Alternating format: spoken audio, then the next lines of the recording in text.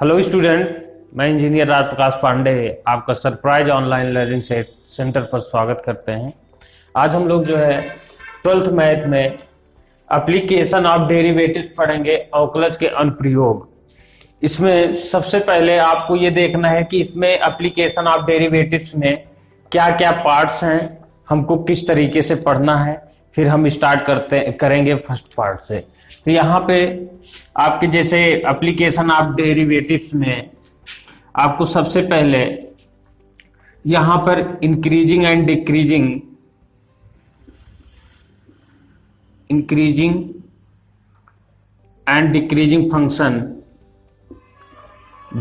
Function और जिसको Varthaman and ह्रासमान आप लोग बोलते हैं। सेकंड है, आप यहाँ पर सेकंड में आप पढ़ेंगे टेंजेंट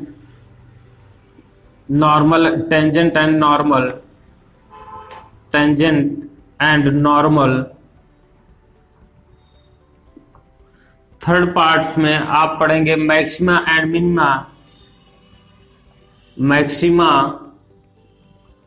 एंड मिनिमा।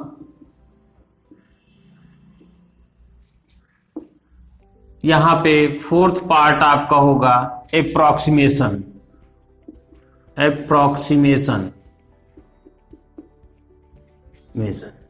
ये आपके चार पार्ट्स में ये डिवाइड है आपके एप्लीकेशन ऑफ डेरिवेटिव्स। जैसे इंक्रीजिंग एंड डिक्रीजिंग में आप जो है रेट ऑफ डिफरेंशिएशन पढ़ेंगे। अवकलज का जो रेट के साथ जो चेंज होता है, या तो पॉजिटिव होगा या निगेटिव होगा, इस पर हम लोग जो है इंक्रीजिंग एंड डिक्रीजिंग के बारे में जानते हैं। तो यहाँ पे इंक्रीजिंग फंक्शन और डिक्रीजिंग फंक्शन जब होगा, यहाँ पे फंक्शन होगा, कोई फंक्शन इंक्रीज कब करता है, कोई फलन इंक्रीज कंडीशन में कब होगा, तो हम लोग जो है यहाँ पे इंक्रीजिंग एंड डिक्रीजिंग फंक्शन के बारे में पढ़ेंगे। तो यहाँ पे इंक्रीज कब होगा फंक्शन और डिक्रीज कब होगा पहली कंडीशन में।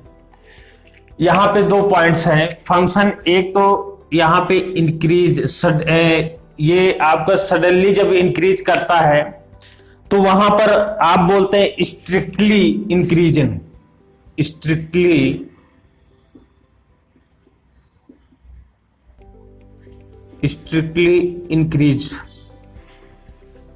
स्ट्रिक्टली इंक्रीज फंक्शन कब होगा, देखिए स्ट्रिक्टली इंक्रीज कब होगा, जैसे सडनली इंक्रीज होना, जूम करके एकदम मतलब सडनली इंक्रीज हो जाना, उस फंक्शन को स्ट्रिक्टली इंक्रीज बोलते हैं। और नेक्स्ट है इंक्रीज फंक्शन। इन दोनों में डिफरेंस है, आइए हम इन दोनों में डिफरेंस देखते हैं। यहां पे strictly increase function, suppose that आपका फंक्शन 2 पॉइंट पर, ये फंक्शन आपके गिवन है f(x) और आपको 2 पॉइंट्स गिवन है x1 एंड x2, ठीक है ना। x1 and x2, y equal to f(x) एक फंक्शन है x1 और x2 पर। If x2 is greater then x1, x2 is greater then x1, it means x2 की वैल्यू x1 से अगर अधिक है, तो ऐसी कंडीशन में f(x2)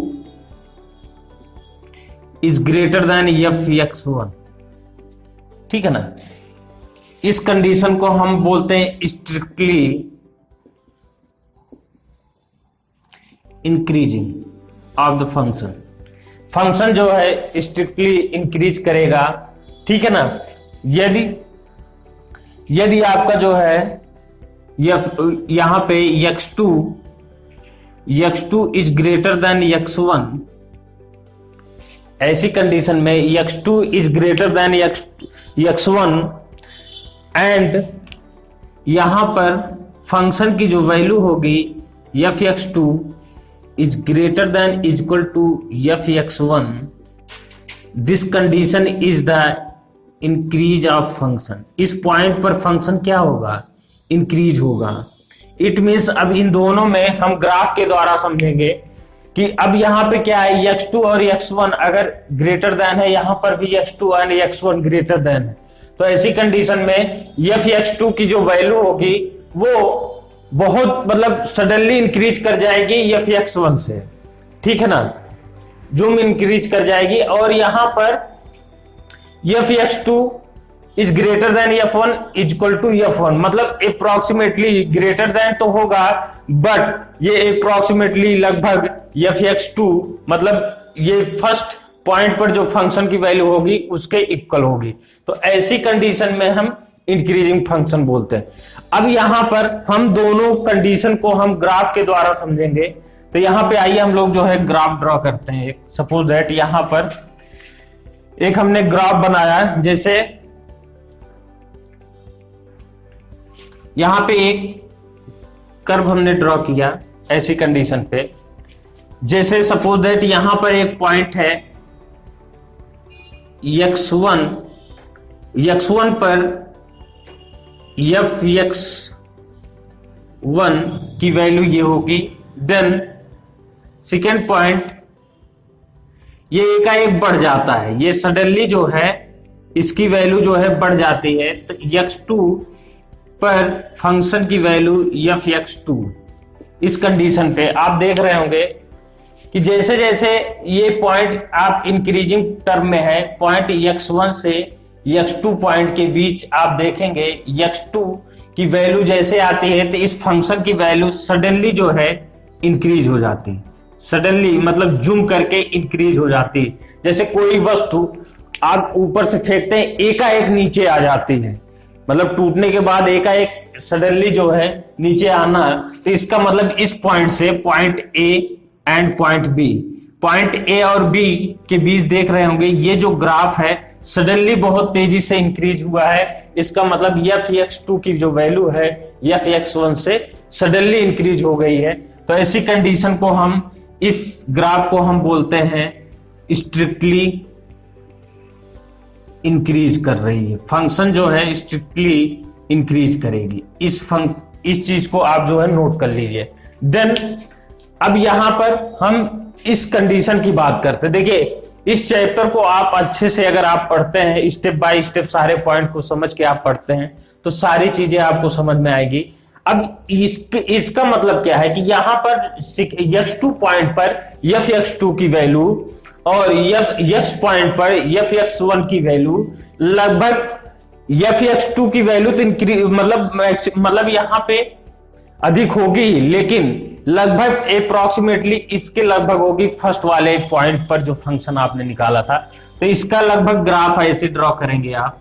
यहां पर देख लीजिए, जैसे इसका जो ग्राफ बनाएंगे इस तरीके से रहेगा कि लगभग आप ये देख के चलेंगे, यहां पर ऐसे इस कंडीशन पे आया, फिर ये अप्रोक्सीमेटली लगभग स्ट्रेट नहीं है, थोड़ा सा हाइट पे है, इस कंडीशन पे है, ठीक है ना। ये इसका मतलब ये f(x1) हो गया, इस पॉइंट पर x1 है, और इस पर जो पॉइंट, इस पर जितने भी पॉइंट होंगे ये x2 की जो वैल्यू होगी वो f(x1) मतलब f(x2) की जो वैल्यू होगी f(x1) से थोड़ा अधिक होगी, लगभग उसके अप्रोक्सीमेटली इक्वल के होगी लेकिन अधिक होगी, ठीक है ना। तो इस कंडीशन में इस तरीके का जो ग्राफ मिलता है उसको हम इंक्रीजिंग फंक्शन के रूप में इसको ग्राफ को बनाते हैं। तो ऐसी कंडीशन में हम यहां पर प्राप्त कर सकते हैं। यहाँ पे x1 है, यहाँ पे x2 हो गया, तो ऐसी कंडीशन पे यहाँ पे इस पॉइंट पर आपको f(x2) की वैल्यू प्राप्त होगी, जो f(x1) के, ये स्ट्रेट लाइन नहीं है, ये स्ट्रेट लाइन नहीं होगी, थोड़ा सा इंक्लाइंड पोजीशन पे रहेगी। इनके बीच जो एंगल, जो इनका जो आप एक प्रकार से स्लोप जो है अप्रोक्स थीटा की वैल्यू बहुत ही अल्प होगी, बहुत ही सूक्ष्म होगी। तो ऐसी कंडीशन की बात की जा रही है। अब हम लोग जो है नेक्स्ट पॉइंट की बात करते हैं। इंक्रीजिंग फंक्शन में स्ट्रिक्टली इंक्रीजिंग और इंक्रीजिंग फंक्शन, इस कंडीशन की हमने बात की। अब हम लोग जो है सेकंड पॉइंट की बात करते हैं, डिक्रीजिंग फंक्शन की बात कर लेते हैं। डिक्रीजिंग फंक्शन की बात करते हैं। डिक्रीजिंग फंक्शन में क्या है, अब यहां पर a function F X is said to be decreasing if, यहां पर आप डिक्रीजिंग फंक्शन की हम बात करेंगे, इसको नोट कीजिए, डिक्रीजिंग फंक्शन। इसमें भी सिमिलर इसी टाइप से आप बात कर सकते हैं। जैसे एक होता है स्ट्रिक्टली डिक्रीज हो जाना, सडनली डिक्रीज हो जाना। अगर कोई फंक्शन किसी पॉइंट पर सडनली डिक्रीज हो जा रही है तो स्ट्रिक्टली जो हमारा डिक्रीजिंग की जो पोजीशन हो, मतलब एकाएक जो डिक्रीज हो जाना, तो ऐसी कंडीशन को हम क्या बोलेंगे यहां पे, स्ट्रिक्टली डिक्रीजिंग फंक्शन। और एक होता है आपका यहां पर डिक्रीजिंग फंक्शन, तो इसमें भी सिमिलर इसी टाइप से आप जो है नोट कर सकते हैं। तो यहां पे एफ एक्स टू, पहली बात तो F X two is greater then F X one, ये कंडीशन हो, मतलब एक्स टू की जो वैल्यू हो एक्स वन से अधिक हो। ऐसी कंडीशन में अगर एफ एक्स टू की वैल्यू इक्वल लेस देन या equal to F X one हो, तो ऐसी कंडीशन पे फंक्शन क्या होगा, डिक्रीजिंग कंडीशन में होगा। डिक्रीजिंग कंडीशन में होगा तो ये फंक्शन हमारा डिक्रीजिंग कंडीशन में है। तो इसमें एक ग्राफ हम ड्रॉ करते हैं। देखिए ग्राफ से आप देखिए, यहां पे सपोज दैट इस पॉइंट से आप ऐसे ग्राफ ड्रॉ करते हैं, ये आपकी डिक्रीजिंग पोजीशन होगी। तो यहां पे दो पॉइंट्स आप लेंगे, यहां पे एक पॉइंट्स आपके पास x1 पर वैल्यू होगी एफ एक्स वन, देन यहां पर एक पॉइंट्स है जो x2 पर एफ एक्स टू यहां आपको दिख रहा होगा। अब यहां पे देखिए x2 is greater then x1, ये क्लियर है, x अक्ष पर है, क्लियर है। और एफ x2 की जो वैल्यू होगी, फंक्शन आप एफ एट द जो value of function F at point किस पर, x2 पर और x1 पॉइंट पर, दोनों की वैल्यू में क्या डिफरेंस मिलेगा, F x2 is less then और इक्वल टू, अप्रोक्सीमेटली अगर होता है तो एफ x1, मतलब माइनर अगर इसमें डिफरेंस होता है तो ये आप लगभग जो है इसको यहां पे रख सकते हैं। तो इसका मतलब जो स्लोप होगा वो बहुत ही कम होगा। तो ऐसी कंडीशन की एक बात की जा रही, तो ये कंडीशन होगा, ये डिक्रीजिंग फॉर्म में आएगा, ठीक है ना। अब हम लोग जो है सेकेंड बात, ये हमारे फंक्शन के इंक्रीजिंग और डिक्रीजिंग की बात हो गई। अब हम इसके आगे हम डेरिवेटिव टेस्ट करेंगे। डेरिवेटिव टेस्ट हम कैसे करेंगे, अवकलज की हम टेस्टिंग कैसे करेंगे, तो हम इसके बाद जो है next point derivative test, next point आप लिखेंगे डेरिवेटिव टेस्ट। डेरिवेटिव टेस्ट की बात हम करेंगे।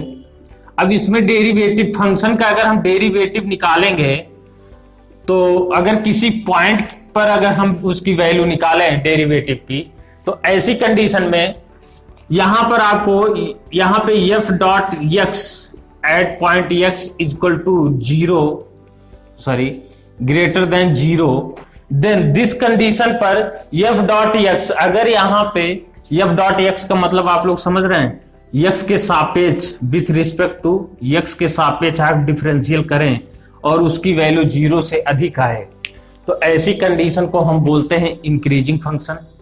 एक डेरिवेटिव टेस्ट के अकॉर्डिंग हम कैसे इंक्रीजिंग फंक्शन को बोलेंगे और कब हम इसको डिक्रीजिंग फंक्शन में बोलेंगे। तो ऐसी कंडीशन पे जहां पे dy बाई dx आप फाइंड आउट करें और वहां वैल्यू जो है dy बाई dx मतलब f डॉट x की जो वैल्यू हो वो 0 से ग्रेटर देन हो। इसका मतलब 0 से ग्रेटर देन ये होगा कि अगर इसकी वैल्यू पॉजिटिव आ गई तो वहां पे ये इंक्रीजिंग फंक्शन होगा, ठीक है ना। ये कंडीशन हो गई इंक्रीजिंग फंक्शन की। तो ऐसी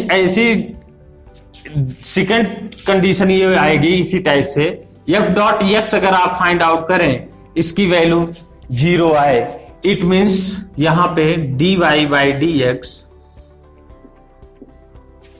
ये, तो इसको हम बोलेंगे डिक्रीजिंग। यहां पे इस कंडीशन को क्या बोलेंगे, decreasing of the function. Function की डिक्रीजिंग कंडीशन है, ये किस कंडीशन में आएगी, जब dy बाई dx की वैल्यू निगेटिव आए। और ये किस कंडीशन में इंक्रीजिंग फंक्शन में आएगी, ये इंक्रीज कब होगा डेरिवेटिव के अकॉर्डिंग, जब ये पॉजिटिव आएगी। ये क्लियर है। यहां से आप जो है, अब हम यहां पे कुछ चीजें जो है, इसको हम रेट ऑफ फंक्शन भी बोलते हैं, रेट ऑफ डेरिवेटिव जिसको आप बोल सकते हैं, rate of change, rate of change function F, function F is zero. तो ऐसी कंडीशन में फंक्शन जीरो तो इंक्रीजिंग होगा, और रेट ऑफ चेंज अगर निगेटिव आया तो वहां पर क्या होगा, डिक्रीजिंग की कंडीशन आएगी। ये आपका एफ इज डिक्रीजिंग इस कंडीशन में होगी, इंक्रीजिंग इस कंडीशन में। अब हम यहां पे एक फंक्शन की हम बात करते हैं, एक आपके पास फंक्शन की बात हम करेंगे, मोनोटोनिक फंक्शन, जिसको आप जब इंक्रीजिंग और डिक्रीजिंग, वर्धमान और ह्रासमान, इस तरीके से क्वेश्चन आपके हिंदी में बोले जाते हैं, तो इस वर्ड को, तो यहां पर हम मोनोटोनिक फंक्शन जब तक हम नहीं क्लियर करेंगे तब तक आपको इसके आगे के जो क्वेश्चंस आप इंक्रीजिंग और डिक्रीजिंग करेंगे वहां आपको डाउट होगा। तो हम कुछ पॉइंट्स को यहाँ पे जान लेते हैं। देखिए, मोनोटोनिक फंक्शन, नेक्स्ट पॉइंट है मोनोटोनिक फंक्शन। तो मोनोटोनिक फंक्शन, आइए हम लोग देखते हैं क्या होता है मोनोटोनिक फंक्शन। मोनोटोनिक फंक्शन,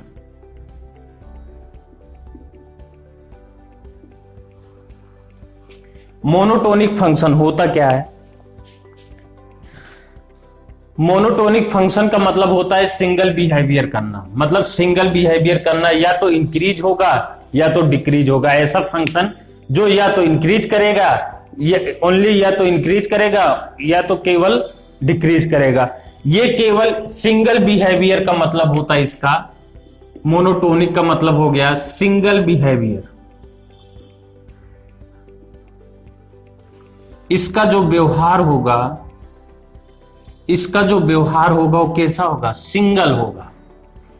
और इस फंक्शन में आपको पता है डिक्रीज होगा या तो इंक्रीज होगा। तो आप लोग नोट कर सकते हैं, a function is said to be monotonic in a function is said to be monotonic in interval a, b। a, b के बीच इसका मोनोटोनिक का बिहेव क्या होगा, if it is only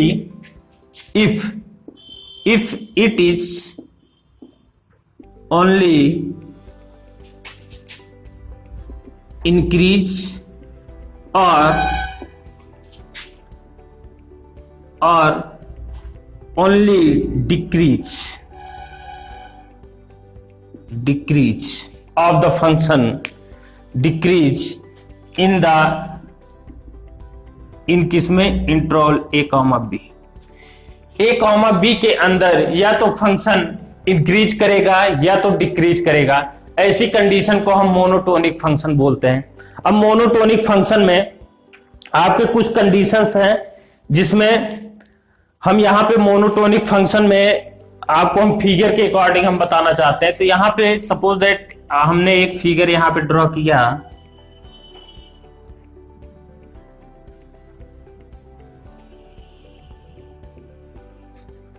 आप इस पॉइंट को देख रहे होंगे। यहां पे सपोज दैट एक पॉइंट हमने लिया है B, और इधर एक पॉइंट हमने C और A लिया है, A एंड C। अगर आपसे पूछा जाए A से B पॉइंट तक जाने में फंक्शन क्या हो रहा है, इंक्रीज कर रहा है, और B से C तक आने में ये डिक्रीज कर रहा है। तो ऐसी कंडीशन को हम देखिए, या तो हम A से B तक एक ही फंक्शन यहां पे क्या होगा, इंक्रीज करेगा, इंक्रीजिंग पोजीशन पे होगा, और ऐसी कंडीशन में फंक्शन जो होगा डिक्रीजिंग कंडीशन में होगा। दिख रहा है आपको फिगर में। तो इसमें आप लिख सकते हैं जैसे इंटरवल a कामा b के अंदर above function is monotonic, a और b के अंदर ये फंक्शन f(x) क्या है, मोनोटोनिक फंक्शन है। इसमें की केवल एक कंडीशन या तो इंक्रीज कर रहा है या तो डिक्रीज कर रहा है। अगर आपसे पूछा जाए, हम यहां पे कुछ पॉइंट्स लेके आए हैं, जैसे आपसे पूछा जाए फ्रॉम a टू c, अगर a टू c हम पूछें, a टू c, यहां पे देखिए a टू b में इंक्रीजिंग फंक्शन है तो ये मोनोटोनिक है, b to c decreasing function है, इसका मतलब ये मोनोटोनिक फंक्शन है। अगर आपसे पूछा जाए a टू c, तो ऐसी कंडीशन में दोनों चीजें मिल रही हैं, इंक्रीजिंग और डिक्रीजिंग, जबकि आपको मोनोटोनिक फंक्शन में केवल इंक्रीजिंग और केवल डिक्रीजिंग प्राप्त होता है, या तो केवल इंक्रीजिंग फंक्शन प्राप्त होगा या तो केवल डिक्रीजिंग। तो a से c तक के जो फंक्शन है वो आपके a टू c, यहां पे मोनोटोनिक फंक्शन नहीं होंगे a टू c के लिए। a to c not monotonic function, not monotonic function, ये कंडीशन हो गई नॉट मोनोटोनिक फंक्शन की कंडीशन ये है। अब हम यहां पे कुछ पॉइंट्स यहां पे हम बताना चाहते हैं आप लोगों को। नेक्स्ट पॉइंट है आपका, यहां पे क्रिटिकल पॉइंट की बात की जाती है, क्रिटिकल पॉइंट की बात की जा रही है। तो क्रिटिकल पॉइंट हम नेक्स्ट पढ़ेंगे, क्रिटिकल पॉइंट ये इन सब का यूज है, इसलिए हम बता रहे हैं यहां पे क्रिटिकल पॉइंट एक आता है, क्रिटिकल पॉइंट। ये क्रिटिकल पॉइंट क्या होता है, ऐसा बिंदु, ऐसा पॉइंट जहां पे फंक्शन का जो नेचर हो वो चेंज हो जाए, ऐसे पॉइंट जहां पे फंक्शन का नेचर चेंज हो जाए, ऐसे बिंदु को हम क्रिटिकल पॉइंट कहते हैं। मान लीजिए इसमें क्रिटिकल पॉइंट में पहली कंडीशन है, अगर आपको y इक्वल टू f(x) कोई फंक्शन दिया गया है, पहली कंडीशन क्या है, f.x निकालते हैं और वहां से इक्वल टू 0 पुट करते हैं। या सेकेंड कंडीशन क्या है, सेकेंड कंडीशन यह है कि अगर हम f.x इक्वल टू 0 रखते हैं तो ऐसी कंडीशन में फंक्शन डज नॉट एग्जिस्ट करता है। यहां पे देखिए फंक्शन इफ, और ये हो सकता है, और f function does not exist, जिस पॉइंट पर फंक्शन डज नॉट एग्जिस्ट करे, इसका मतलब ऐसे पॉइंट जहां पर फंक्शन का जो नेचर हो वो चेंज हो जाए, उसको हम क्या बोलते हैं, क्रिटिकल पॉइंट बोलते हैं। तो हम यहां पे एक साइन कर्व की बात कर लेते हैं। तो साइन कर्व आपको पता होगा, y equal to sine x, इसका कर्व आप इस तरीके से ड्रॉ करते हैं, इस तरीके से ये बिहेव करता है, इधर भी इसी फॉर्म में ऐसे ड्रॉ करते हैं, ठीक है ना। तो इसका मतलब 0 पर, 0 से यहां पे π/2, देन पाई, इस पॉइंट पर देख रहे होंगे यहां पे हम एक थोड़ा छोटा बनाए हुए, यहां पे एक बड़े से पॉइंट की हम बात करते हैं। यहां देखिए हम इसी को बड़े साइज में बना देते हैं। तो यहां पे आपको दिख रहा होगा इस पॉइंट पर एक हम टेंजेंट खींचते हैं, तो इस पॉइंट पर, ये पॉइंट किस पर है, π/2 पर, ये मूल बिंदु है जो 0, और यहां पे एंगल क्या है, 0 है। तो 0 से डिग्री से π/2, यहां से 0 से, इसका मतलब इसका जो रेंज होगा वो 0 से पाई होगा। यहां पे देखिए आप साइन कर्व की बात कर रहे हैं, तो यहां पे 0 to पाई, ये मिला डोमेन इसका 0 से पाई। तो ऐसी कंडीशन में यहां पे आप देख रहे होंगे 0 से जब इस पॉइंट C पॉइंट पर आप आते हैं, यहां पे O से C जब आप आते हैं, O से C, और OC यहां पे हो गया D, सपोज दैट O से C जब आते हैं तो आप क्या, फंक्शन आपका क्या हो रहा है, इंक्रीज हो रहा है। क्यों? क्योंकि वैल्यू आपका साइन जीरो की वैल्यू क्या होती है? जीरो, और पाई बाई 2 तक बढ़ती जाती है जहां पे साइन 90 डिग्री की वैल्यू 1 होती है। तो ऐसी कंडीशन में ये जीरो और पाई बाई 2 पर कैसा फंक्शन दिख रहा है? फंक्शन क्या कर रहा है? इंक्रीज कर रहा है। ठीक है ना? क्लियर? नेक्स्ट, अब यहां पे ओ से सी का जो फंक्शन होगा वो मोनोटोनिक होगा। क्यों? क्योंकि केवल इंक्रीज कर रहा है। देन इस पॉइंट पर, पॉइंट सी से ये डिक्रीज कर रहा है डी पॉइंट पर। मतलब यहां से आप देख रहे होंगे इस पे pi by two and 3 pi by 2 की कंडीशन में ये क्या है? ये फंक्शन क्या कर रहा है? डिक्रीजिंग पोजीशन पे है। तो इसको हम क्या बोलेंगे? Decreasing of the function. तो इस कंडीशन में ये डिक्रीज कर रहा है, तो पाई बाई 2 1, उसके बाद क्या होगा? फिर ये चेंज होना शुरू हो जाएगा। तो ऐसी कंडीशन पे आपको यहां पे डिक्रीजिंग फंक्शन की डिक्रीजिंग कंडीशन प्राप्त होगी। ठीक है ना? अब हम इस पॉइंट पर हम बात कर रहे थे क्रिटिकल पॉइंट पर। यहां पे देखिए, इस पॉइंट, जब इस पॉइंट पर आता है कोई फंक्शन तो वो क्या होता है? इंक्रीजिंग। लेकिन इसी पॉइंट से जब वो कंडीशंस उसकी जब आगे बढ़ती है तो डिक्रीजिंग पोजीशन पे आता है। तो मतलब पॉइंट सी पर इसका नेचर चेंज हो रहा है। किसका? फंक्शन का नेचर जो है चेंज हो रहा है, इंक्रीजिंग से डिक्रीजिंग पोजीशन पे आ रहा है। तो इसी पॉइंट को हम क्या बोलते हैं? Critical point. क्या बोलेंगे? Critical point. Critical point, that is clear. ठीक है ना? इसको हम क्रिटिकल पॉइंट बोलेंगे। नेक्स्ट, अब हम बात करते हैं, ये क्रिटिकल पॉइंट हमारे यहां पर भी क्रिटिकल पॉइंट होगा, क्योंकि जहां पे 0 डिग्री स्लोप जो है 0 डिग्री बना रहा है, वहां की बात हो रही। तो टेंजेंट जो है 0 डिग्री बना। अब हम यहां पे ऐसे इन्फ्लेक्शन की बात करते हैं। इन्फ्लेक्शन पॉइंट, यहां पे क्रिटिकल पॉइंट की बात हो गई। अब इन्फ्लेक्शन पॉइंट क्या है? नेक्स्ट पॉइंट है इन्फ्लेक्शन पॉइंट। इन्फ्लेक्शन पॉइंट ऐसे पॉइंट को कहते हैं, इन्फ्लेक्शन पॉइंट ऐसे पॉइंट जहां पर, जिस पॉइंट पर हमारे फंक्शन का बिहेवियर चेंज ना हो। ठीक है ना?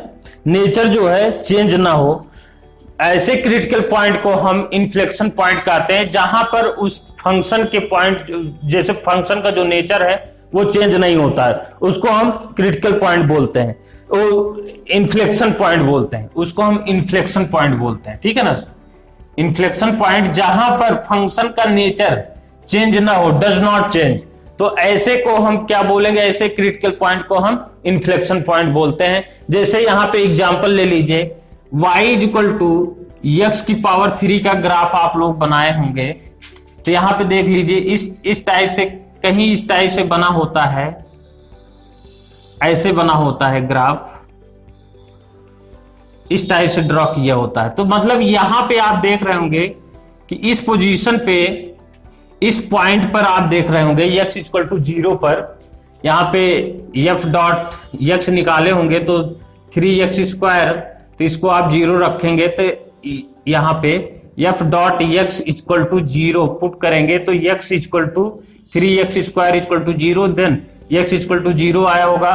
तो 0 पॉइंट पर, यहां पे 0 पॉइंट पर x इक्वल टू 0 पर देखिए इसका नेचर चेंज नहीं हो रहा है, इस पॉइंट पर इसका नेचर चेंज नहीं हो रहा है। तो ऐसी कंडीशंस को हम क्या बोलते हैं? Inflection point.